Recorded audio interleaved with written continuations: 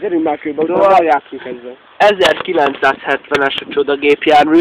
És de mi ez itt? Hát mi ez? Ez egy 8 epilés árhányó! Az első keréken hajlik, flexibilis, és visszahajlik. Az a rohadt és hajlik, és műanyag nem terik el. Új, de szeres előköttem. Kérem szépen! Ezt kitalálták, kérem szépen, 70-ben. De él, ez a technológia még mindig él. Kérem szépen a blogtartókról nyilatkozom már, hogy hogy csinálta maga. Ezzel! Nyála. Leköptem magam. Hát nem fűzi vagy. Hallod?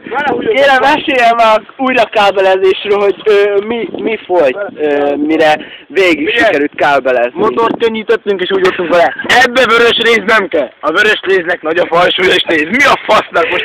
Figyelj, karbonvázas, polietén sárhányos, ammóniára, mi a fasznak? Blábel! Kinek kerék, már könnyítünk.